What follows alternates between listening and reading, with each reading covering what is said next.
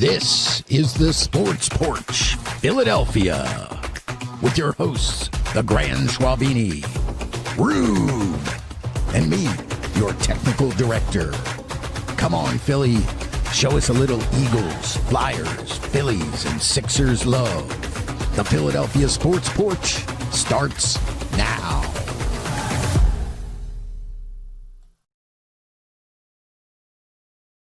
Oh, yeah, Philadelphia. Here we are on the Philadelphia Sports Porch live all over the world on Facebook, on YouTube, on X. And yes, I'm going to drop this podcast right after the show on the iHeartRadio app, Apple Podcasts, Spotify, or wherever you get your glorious podcasts, because we have some glorious podcasts. We had some glorious things to talk about this week.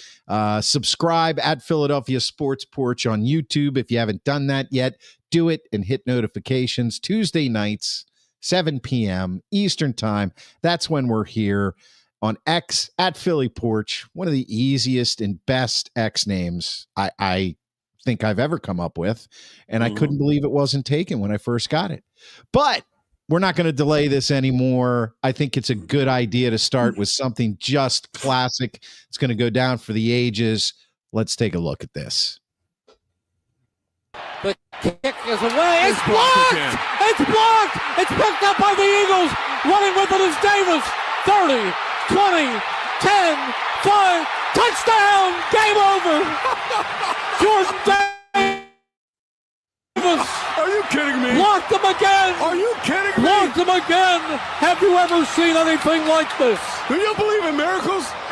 The Rams are standing silent. They can't believe what just happened to them. Successive field goal blocks. Win it for the Eagles. What a great, great game. What a great, great comeback. And the final score is 33-26. Merrill honestly, is still pumped up. He is classic. Yeah. And honestly, when a guy like Merrill Reese, who has seen so much on the football field, says, "Have you ever seen a greater play?" Right, that is to me, that says that's in his top 5, no doubt. Maybe the greatest play he's ever seen, at a home game, an Eagles home game. Right. And I got to tell you, man, that game was something else.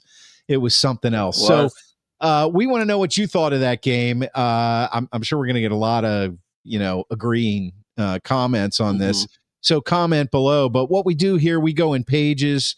We were going to have 7 pages tonight, but we're only going to have 6. And the reason is I'm your technical director, the TD. That's the Grand Schwabini right next to me. Rube is I guess his full-time job is more important than this. And yeah, we got to get a little concerned now about the commitment level. We did move to Tuesday at 7:00 for him. Yeah, that is true. I hadn't even thought about that. That's hilarious. So he'll have a chance next week to sort of win his way back into our good graces. Yeah, he will. Well, he's gonna have to earn it. It's gonna have to be consecutive. Right. Right. Anyway. It's true. You got to earn it. We don't give a handout.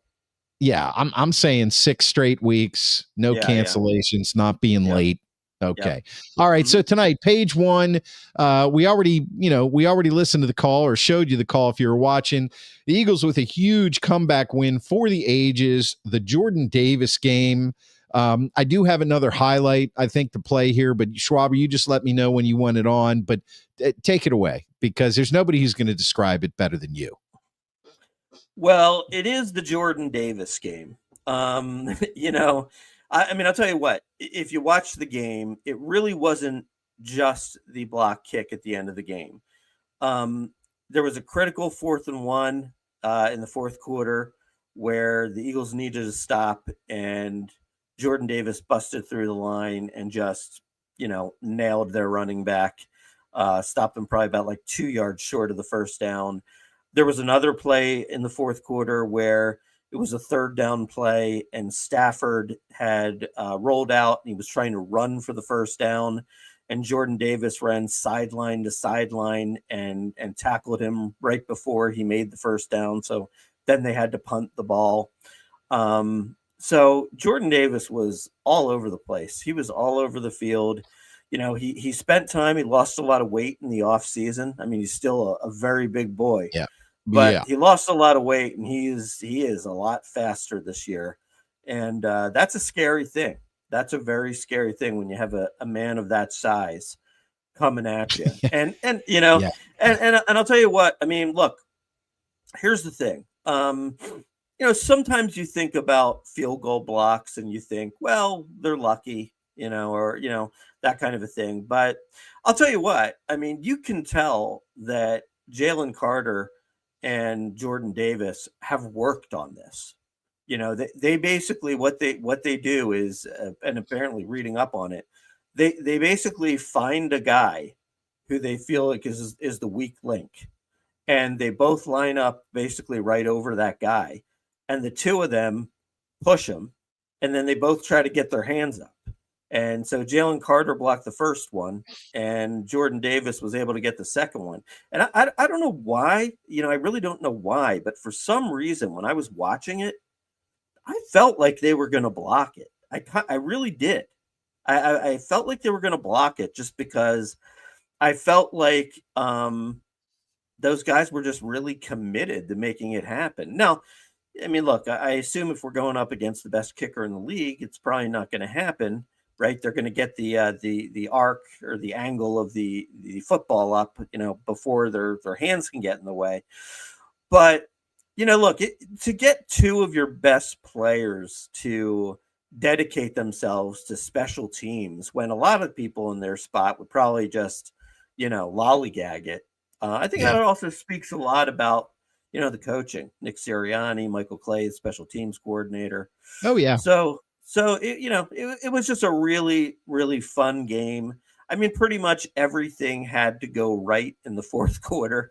And it for did. it to happen. Yep. They had the 4th and goal, and basically it was a perfect pass to Devontae Smith. I mean, really couldn't have been anywhere else. Found the right guy, and Smitty made the catch. So now there's a few other things we could talk about, but let's celebrate some of the good plays first. Yeah. You want to do the block where he actually blocks it? Not Merrill Reese talking about it, or yeah. For some reason, I don't have that. I have the Smith TD, the AJ Brown catch, Bernie Parent teaser for later. Okay. I have the Run Jordan Run song. Well, you can skip that. I think everybody's seen it. How about the Devonta Smith? Yeah, let's do that. All right. Let's pull that up. Room in the middle there as Hurts uses his legs. He'll look to throw to the sideline. It's Smith. He's got it. Touchdown Philly. All the way back to take the lead. A.J. Brown's here off the left side of the screen, but look at Devontae Smith. One-on-one, Emmanuel Forbes in the slot. Edge rusher, and he just knows this is one-on-one outside release. He's the widest receiver, and with that inside. Yeah, I don't know. Yeah, I don't know what the glitchiness is in this. I'm trying to work that out with our software and my video stuff, so I apologize for that. But yeah, that was a great throw, and it was clutch, absolutely clutch. It was clutch. Actually, how about AJ Brown? But by the way, before you play AJ. I saw a stat on Twitter the other day, and it was something like I don't know how many years it was. It might have been the last 2, 3, 4 years, something like that. And it was double-digit leads overcome in the fourth quarter. And number 1 was Patrick Mahomes. He had 13 of them. And number 2 was Jalen Hurts. He had 10 of them. Wow. So, the clutch gene is definitely there. 100%. 100%. All right, let's look at this AJ Brown play. Now, this is just kind of like it's a big play in the game because if they don't get this first down, they're not going to go down and score the go-ahead touchdown. But I just thought, I mean, my God, AJ Brown just throws people around. And so that's why I put this one up. Here they come after Hurts. It's picked up. It's floated to the outside, and Brown used his strength to rip it away. A.J. Brown fighting to the 34. Yeah, I mean, you can, and just for if it was hard to see, their strength, the pass rush. Here they come after Hurts. It's picked up. It's floated to the outside, and Brown used his strength to rip it away. A.J. Brown. He basically pushed him down with one hand and then stepped over him. Yeah, I know, and then kept running. Yeah, he's absolutely clutch. He's a monster, man. He's just a big boy, and so if we are going to talk about some things that could be improved upon, at the same time, what the hell happened in the first half? right. I mean, I think they had like 4 or 5 3-and-outs in a row. And look, I mean, this is what I think is happening. I think obviously because Saquon Barkley had, one of the best seasons a running backs ever had last year. So every team is going to try to stop him. So Saquon hasn't had an 100-yard game yet. I think the most he had was like 88 yards in a game so far. But it's been a bunch of 18 carries, 72-yard type games, right? So he's not really breaking any big ones. Maybe a 10-yarder here or there, but he's not breaking anything big. And so, the bottom line is I believe that you have to use the pass to set up the run, because all these teams are going to put 8 men in the box to stop Saquon. The only way you can stop them from being in the box is by throwing over top of their heads. And the good news is that you have AJ Brown and you have Devontae Smith and Dallas Goedert where you can do that.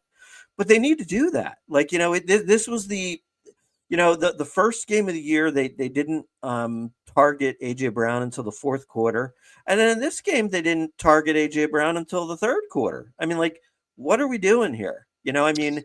And one of the things I thought was interesting was this is what Jalen Hurts said, and usually he's pretty good about not letting stuff like this out, but I think he kind of slipped a little bit.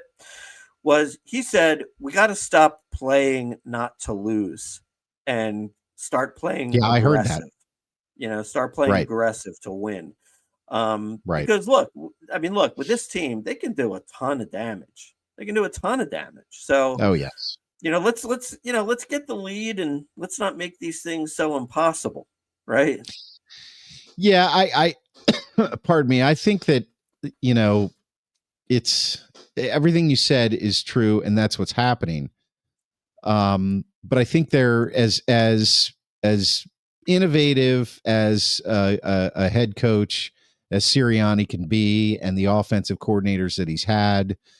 I think there is a touch of conservatism because here what you're looking at is you're looking at the risk versus the benefits. So you got the risk benefit analysis, and I look at it and say, now I agree with you. I agree with you that they need to do a little more of this now, because you're not going to block constant. We had this discussion on a show we did last night. You're not going to block all of them. Right. A win is a win. A win is a win, and this was a legendary great win. So I'm not taking anything away from that at all.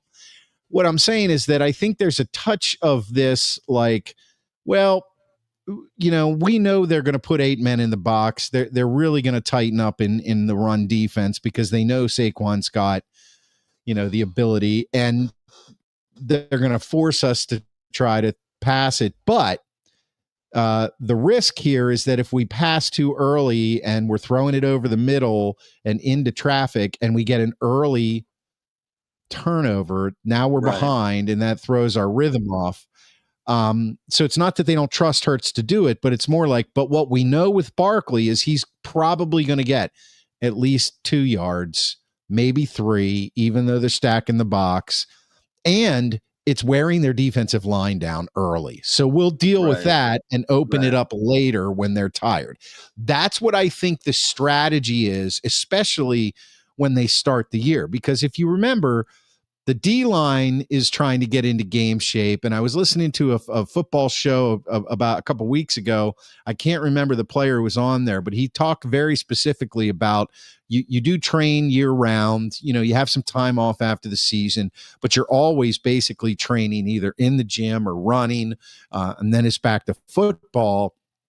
And then you go through training camp and preseason, and training camp and preseason don't get you into game shape. You have to be 2 or 3 games into the season, then you're in game shape.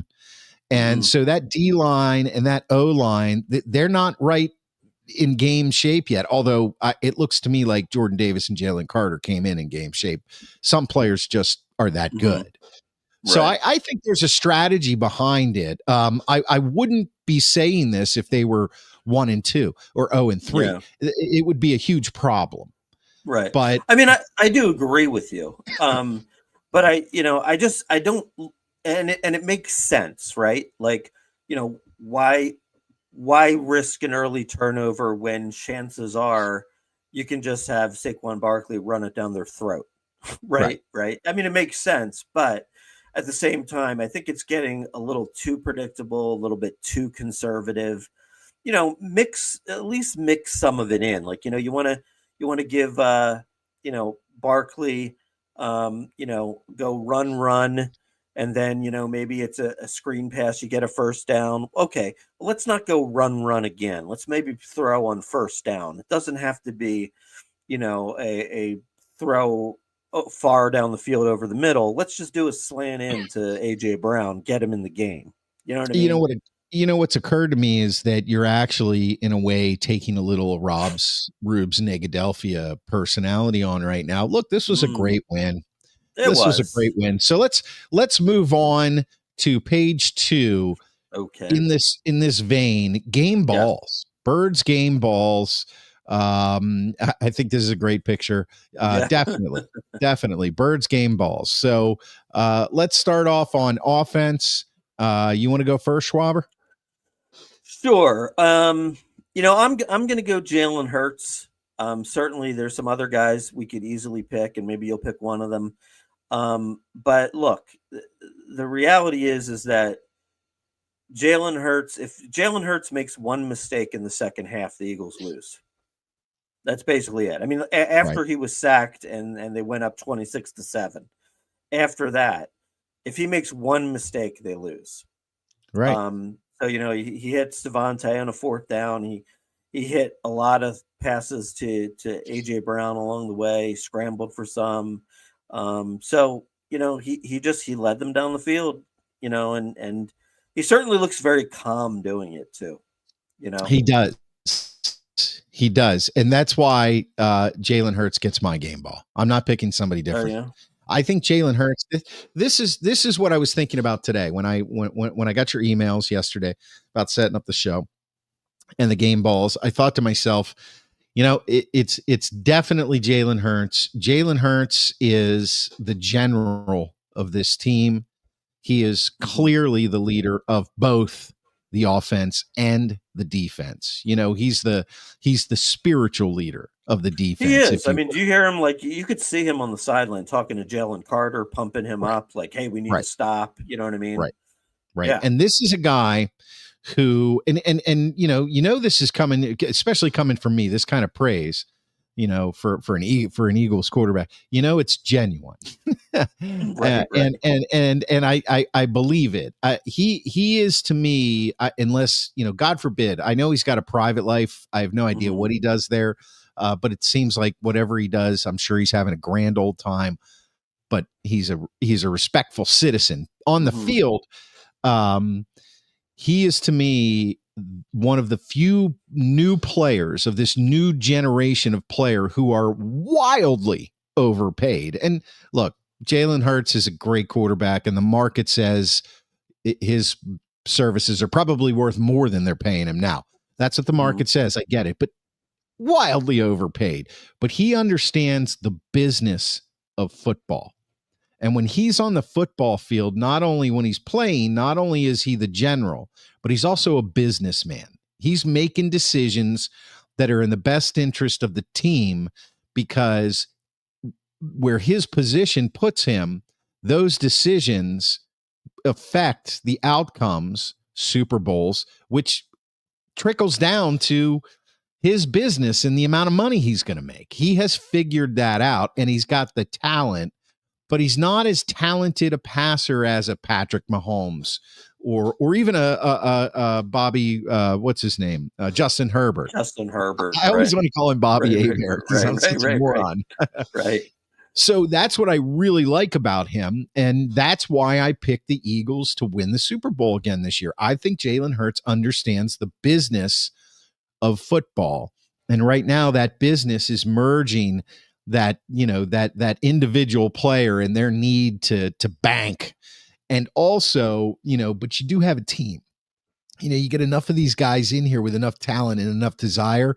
I can explain to them, like, look, man, your money is coming. Okay, let's win this Super Bowl and then go play wherever you want. I had a discussion with James Harrison once where he said football was a business. I went to New England because they were going to pay me the money. When I asked him, why would you ever leave the Steelers and go play for New England? The hated enemies. He's like, man, that's just on paper. There are some heated rivalries, but when it comes down to business. So he gets my game ball. He's probably going to get a lot of game balls from me this year unless he really shits the bed, because every time Devontae Smith catches a pass, A.J. Brown, Dallas Goedert, Saquon Barkley gets the ball, it's because Jalen Hurts gave it to him. Right. So there you go. There's my Jalen Hurts worship for the day. All right. And the are we moving on to the next subject? Well, we're going to do. Obviously, how can it not be Jordan Davis on the defensive side of the ball? Defense, right? Absolutely. Yeah. Well, you know what? I would. Zach Bond also had a good game. Well, if you're going to give it to Jordan Davis because he blocked the punt and then ran it back, what I would say. Well, no, not that. He had the critical fourth down stop, critical third down stop on Stafford, had a sack in the game. So he was really all over the place. Right. I guess though, I would give my game ball, I would split it in half. Because the mere fact that Jalen Carter blocked the first field goal, they would have won the game if Jordan Davis only blocked the second field goal. He didn't have to run it in for a touchdown. Now, look, I don't think anybody, even on the Rams, I don't think they were concerned that he ran it in. Because they're probably like, I would have done the same thing in this case. Right. But, I would split it. I would say that I would give it to Jalen Carter for the block. He's like, he knocked in the game-winning run and they won 10-3, but he knocked in the fourth run. You know what I mean? Right. So he saved that. He saved the game, and then Jordan put the icing on the cake. That's the way I look at it. So I split that game ball in half. Okay. I would say Zach Bond. He had an interception. I think he was either first or second on the team in tackles. He's always coming up big in spots. So he played a good game as well. But yeah, and also I believe they did. I think they held Devontae Adams got him for a touchdown in the first half. But I think they held him without a catch, I think, in the second half. So some good work out of the secondary. Yep. After in the second half anyway. Yep. Well, what's amazing to me is that I personally feel no threat from the Rams. But they always seem to give the Eagles problems. Well, the interesting thing though is, like if you're a Rams fan, you must hate the Eagles. It's like of course they've like almost beat the Eagles like the last 3 or 4 times we played. Not the last 3 or 4, but they certainly could have won the playoff game last year. But then Jalen Carter had the big sack. They certainly, they could have won this one in a million different ways, and they couldn't come up with one single play to get it done. Right. So yeah, if you're them, you're just kind of like, it kind of reminds me of, like how Buffalo can't get over the hump of Pat Mahomes. You know what I mean? That's rough. Well, there was a time in the early 2000s where the Steelers could not get over the hump of the Patriots. Right. Right. And that's what it feels like. It's like no matter what they do, they're sitting there 26-7, like they won the game, and they still ended up losing. I know. I know. In amazing and dramatic fashion. I always think it's interesting. I always get into sort of like the leadership angle in these things. And so I looked up the Sean McVay press conference, and it was like, it was possibly one of the more positive press conferences I've ever seen. Like, right. It was almost like he was saying, like, this is the best thing that could ever happen to us. You know what I mean? Well, there's a reason some coaches connect with their teams, and you know where he was going with that.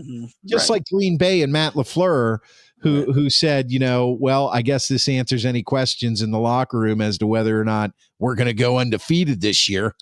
Let's just think about the goddamn next game. Okay. Right. And that's what good coaches do. I mean, and I have to say, I don't, other than Urban Meyer, I think most head coaches in the NFL are good. It's just, are they in the right place at the right time? And that's a whole. Do they have the right players? By the way, just a little divisional note. Russell Wilson has been benched, and Jackson Dart will start next week for the Giants. I mean, surprised that. I mean, come on, Russell Wilson, Jesus. I mean, that 450 yards. Okay, he was slinging that ball up there and playing out of his ass. That was never going to be. We saw that in Pittsburgh. He's going to have one big holy shit Russell Wilson is back game, and then after that, it's going to be, man, your career is over. Just get out. So yeah, I'm anxious to see Jackson Dart. It's going to be an interesting matchup with the Eagles if Dart makes it through the whole season and they played twice, because you don't have a lot of tape on him in the NFL. Right. You study that tape in college, and I think Jackson Dart is a maybe 60-40 guy. 60% he's going to be a good, serviceable NFL quarterback with an upside that could have some good years. 40%, just another flame, that goes out. We'll see. I guess we'll see, We'll see. All right, listen, you guys are watching the Sports Porch Philadelphia, and if you're watching it on YouTube right now, which there are a few people watching, if you haven't hit the subscribe button, make sure you do that. And then the notifications button down there will tell you when we're live. Your phone will get a little bing, and it'll say the Sports Porch Philadelphia is live. Yo, come watch, and you will know Tuesdays at 7 p.m. That's what you got to do. I drop the podcast right after the show on the iHeartRadio app, Apple Podcasts, Spotify, or anywhere you get your friggin' podcasts. And we're going to move on here. Page 3, Eagles got a big game. Now this is a tough game to call right now. The way Baker Mayfield is playing, Well, Eagles and all, preview keys to victory. Go ahead, Schwaber. Yeah, and also too, Tampa Bay seems to be like the Eagles' kryptonite. Yes. Last year they crushed the Eagles. The year before that, they got crushed in the playoffs against them. For whatever reason, we do not play them very well at all. Now, are we a better team right now than when we played them week 4 last year? Absolutely. But, this is going to be a tough one. I don't know. It seems like there's always something going on. Like they go down to Florida and nobody can deal with the heat for some reason. You know what I mean? Right. It seems like there's always something. So I don't know. I mean, I think that when I picked the games, when we did that at the beginning of the year, I think I picked the Eagles to lose this game. You don't have your list in front of you? I don't have it in front of me. No. Where the hell is it? It's in my backpack in a closet. Okay, well, maybe next time open your closet and pull out your backpack. All right, anyway, go ahead. I just, for whatever reason, I just don't think the matchup is great.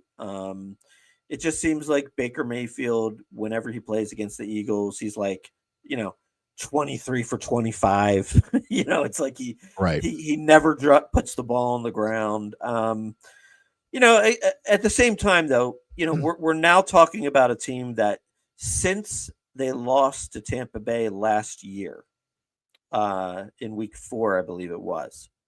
The Eagles are now 19-1 since then. Yeah. And the one game they lost is when they lost Jalen Hurts in the second quarter. Yeah.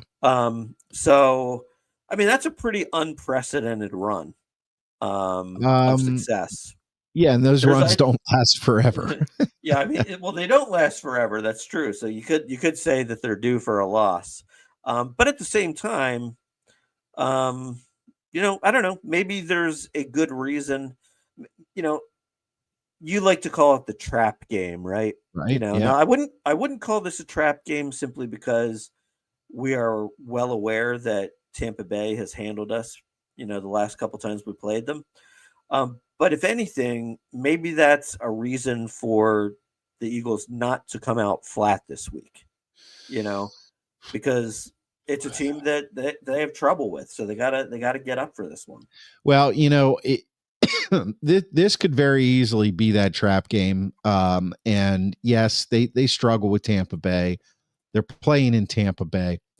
But there's something different about this defense this year, and that's the fact that Jalen Carter and Jordan Davis are, Davis is in year 3, Carter's in year 2.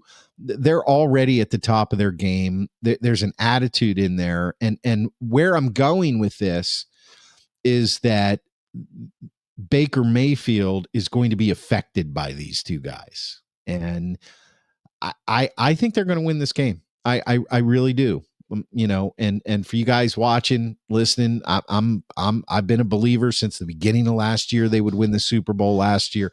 I'm a believer this year. I don't normally go out on a limb and jump on any bandwagon so hard, but there's something about this team where I feel like this time around, we can't just win one and go away. We have got to win another one. And it's not a desperate, we've got to win another one. It's we've got to win another one, and we know exactly how to do it. So I think they're going to win this game. I think that defense is going to disrupt Baker Mayfield. Now he's hard to tackle. He can run. The way he throws the ball is strange. The way, his wind up, his shoulder pads are so big. But for some reason, he finds ways to win. And I'll tell you, those teams that passed up on him, I mean, you remember he came in and played for the Rams and blew out another team. Don't remember who the team was. And the next thing you knew, he was in Tampa Bay. They thought he was washed up in Cleveland. Can Cleveland make any more mistakes? I know. They're terrible. I mean, we need to part ways with Baker Mayfield. He was the best thing to happen to you in 20 years. So yeah, they beat the Steelers in a playoff game. I know. So, that being said, though, I feel that the Eagles at this point right now, yes, they're going to come off a high on a victory. They're going into Tampa Bay. It is hot in Florida, especially this time of year. It hasn't started to cool down yet.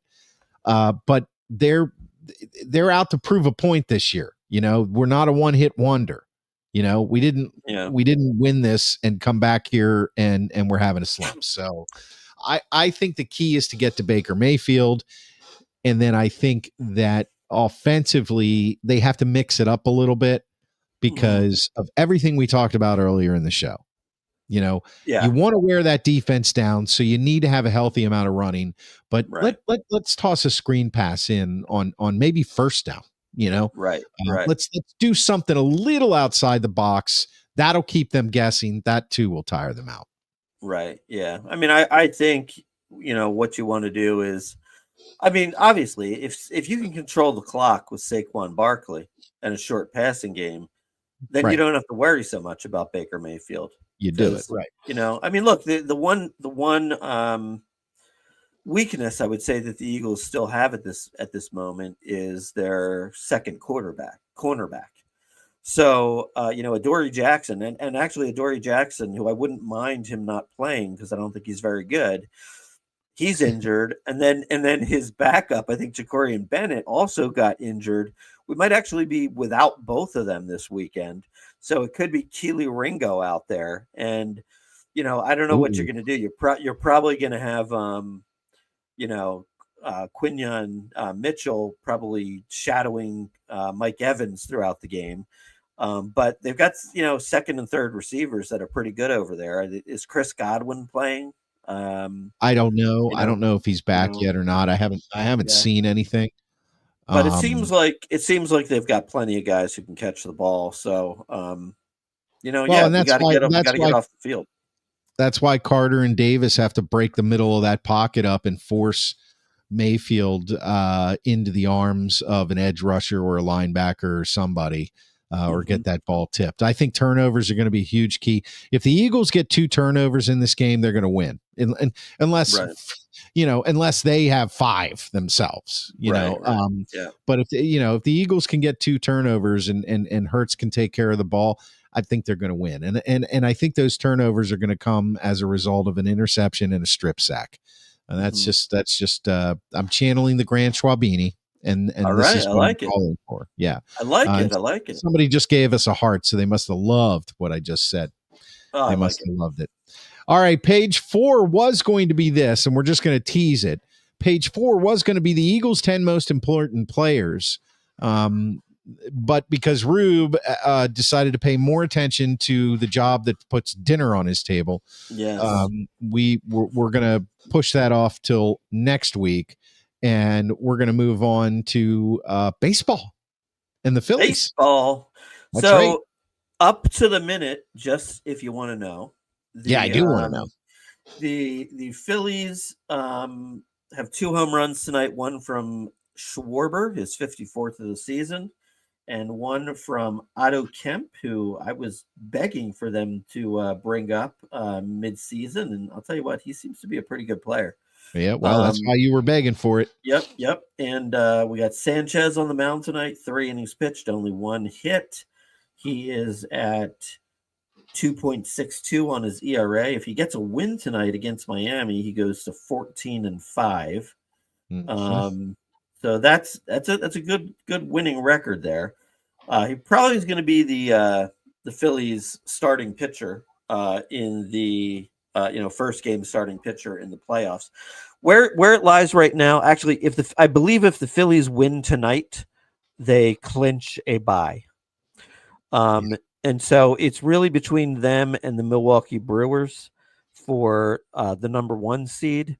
I think the Brewers might have lost last night. I think they only have a 2.5 game lead over the Phillies, but I think there's only 6 games left. So it's possible, but it's probably unlikely that they'll catch Milwaukee. So I think they're going to go in with the number 2 seed and a bye. It's kind of fun watching the potential collapse of the Mets has been a joy. Nothing less. Nothing less. It would actually stink if they somehow ended up getting in, because it's just been so enjoyable. But they're actually on the road playing. They're playing at the Cubs. Cubs are a good team. Yeah. And they're fighting it out with the Reds. And the Reds, I believe, I don't think the Reds are playing tonight. But no, I think if the Reds win one more game, they clinch a playoff spot.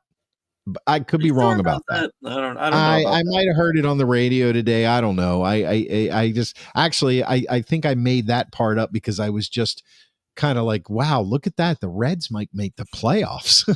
Yeah. So I'm gonna have to yell at my dog here. Sassy, come on, lay down. Sorry about that.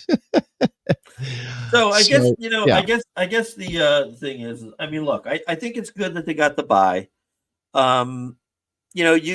Sure. If you win the wild card round, well, that's good, because then you're hot going into the second round. Right.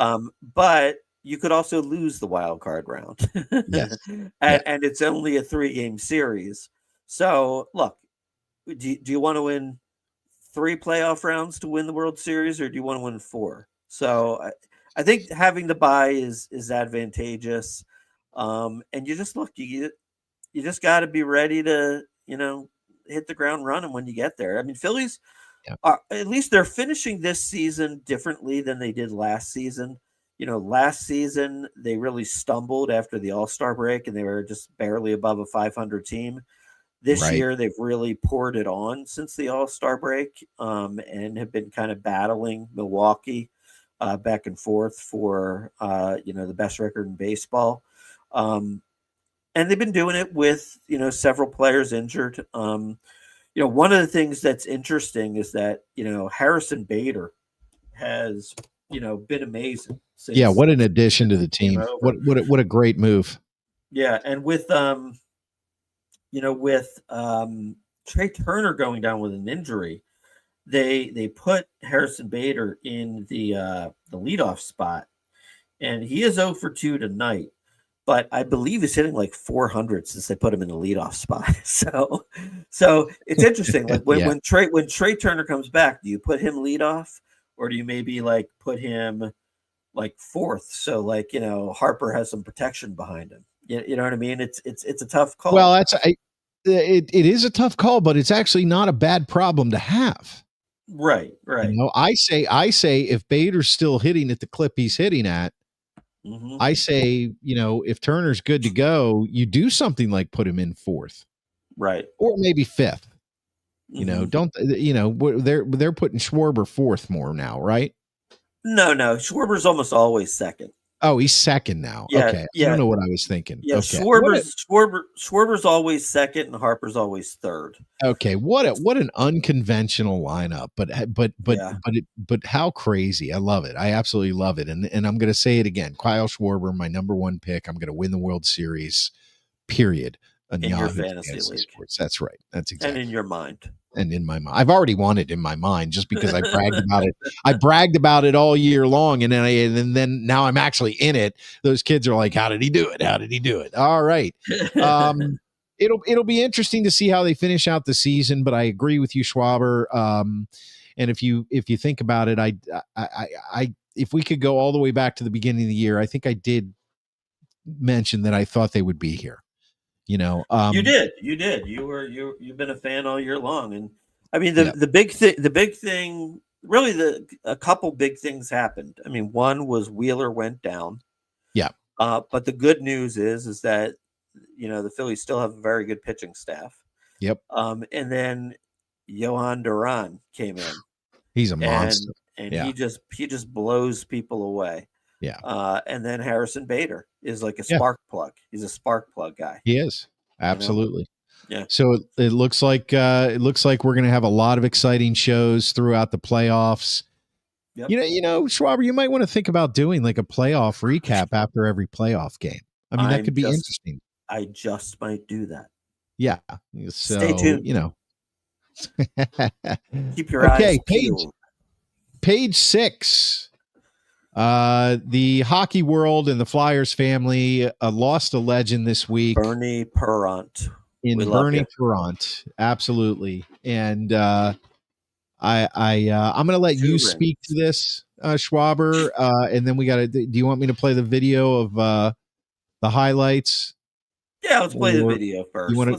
Let's go back for some old time hockey highlights. I'll tell you what, there's part of it, honestly, while I'm pulling it up right here. Yeah. I was watching it, and part of it was a little scary to me. Just a little. It's very scary to play without masks and stuff like that. Mask off, really 0.75.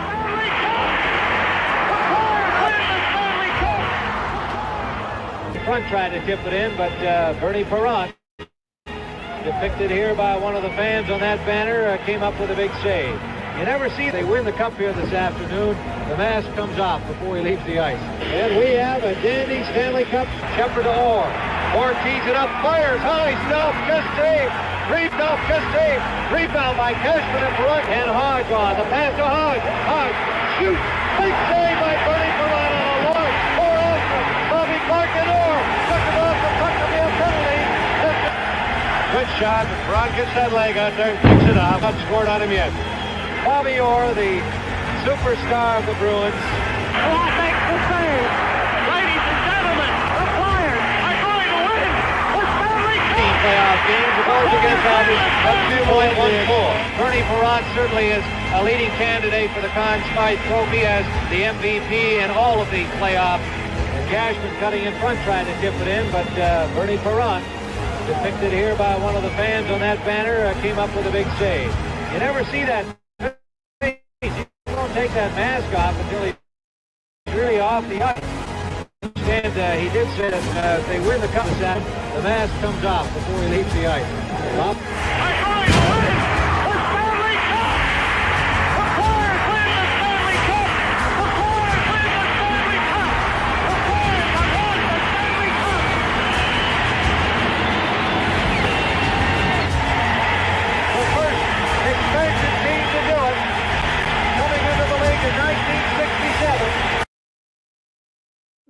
Play the last part of that, or you can't go back. That that's now? all I could get.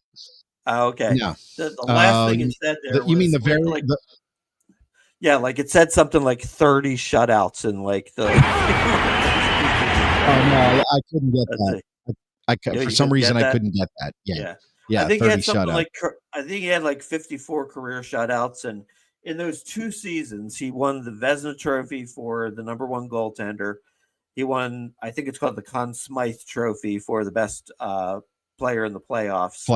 Both those years. And in both those years, he had like 30 shutouts, which is totally insane if you think about it. So he was a great, great goaltender. Now, look, I didn't really remember him. I know him more just from that he was always in the public eye. He was always referred to as like one of the best guys out there, always in the community and really gracious with fans and just a really good guy. I remember that a little bit, those teams. Like the main thing I remember is like I went to McDonald's and as a kid, and like, we got like a pen that was a Bobby Clark hockey stick. You know what I mean? Yeah. That's the extent of it that I remember. But hey, I mean, great guy, class act. Sad to see him go. 80 years old, but lived a full life. So rest in peace, Bernie. Sounds like he's in hockey heaven, in real heaven too. So, yes, R.I.P. Last part of the evening, Stream Sauce. What is this? What is this, Schwaber? We changed the name from what we're watching to Stream Sauce. I call it Stream Sauce because, sometimes, when you're looking, when you're putting together a pot for a recipe, God, we're going to do this. I think you got to start with a little chicken stock. Yeah. What would you put in there? This is like off the grid shit. I'd put some onions, celery, and carrots. The trilogy. That's pretty nice there. Don't forget about old salt and pepper. And you got to put some garlic in there. Right? We're not leading them down any path here, man. But just explain it. Obviously, we made a sauce. We made a sauce. We made a sauce, and we made a broth. Sauce. We made a broth.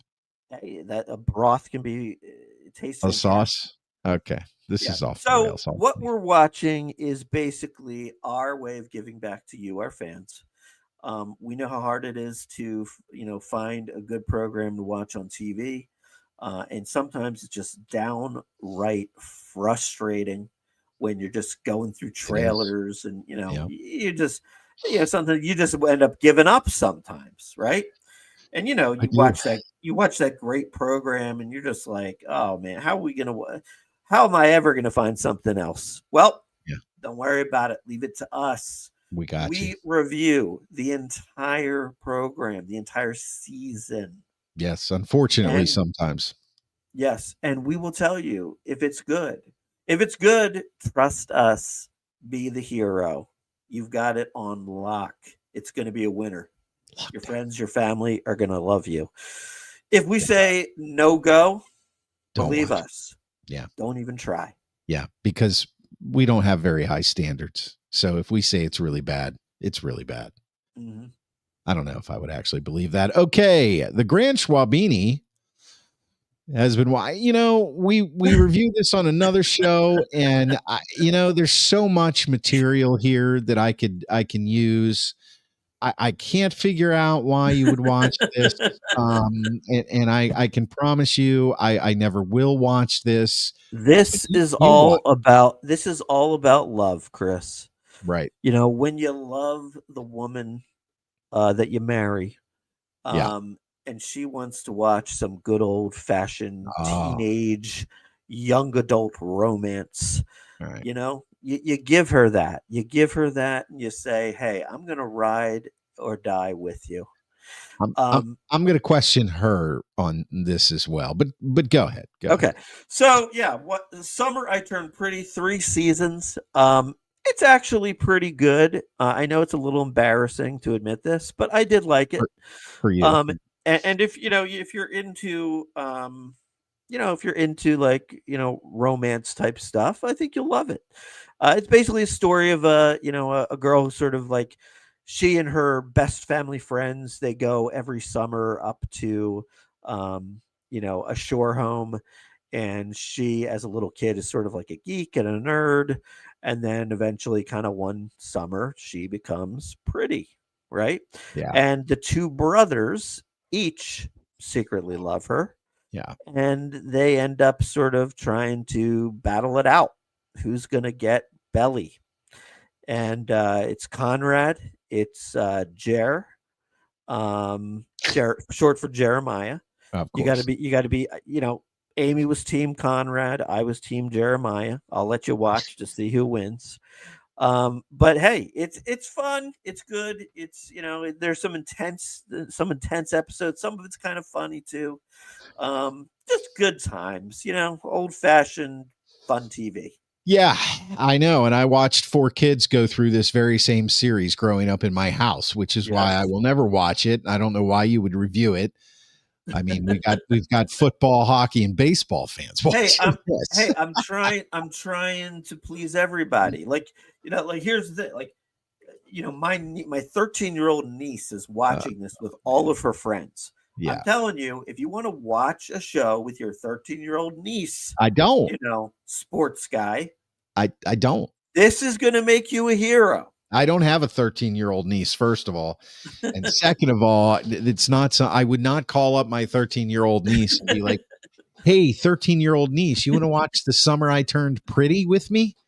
Well, There's rumors about uncles, dude. There's rumors. hey, well, maybe you need to find comfort in your own skin. Okay. The Summer I Turned Pretty on Prime.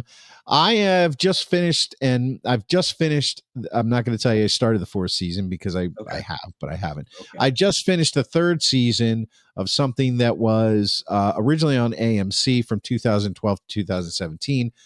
It's now on Netflix. Orphan Black. Tatiana Maslany is who plays the woman in the black, if you're watching us. But she also plays every single person around her except the dudes. There's a white dude and a black dude there. She obviously doesn't play them, but she plays all those women and many more. She basically is a grifter who ends up watching a woman commit suicide on a subway track. But right before the woman jumps on the track, she faces her and she realizes it's her twin. And she never knew she had any sisters. And she starts investigating this issue, and it leads her to, wow, there's a lot of me, and there's a lot of different me's, and it's they're clones. And then there's some government organizations involved, some black ops stuff. But the storyline is well constructed. It does get a little convoluted, but you figure it out. The acting is really good, and Tatiana here, let me tell you, she is one talented actress because every iteration of herself that she plays is almost 100% convincing that it's her twin, not her. So it's great. Wow. I love the one with the blonde hair, Helena. She's funny. She's Ukrainian.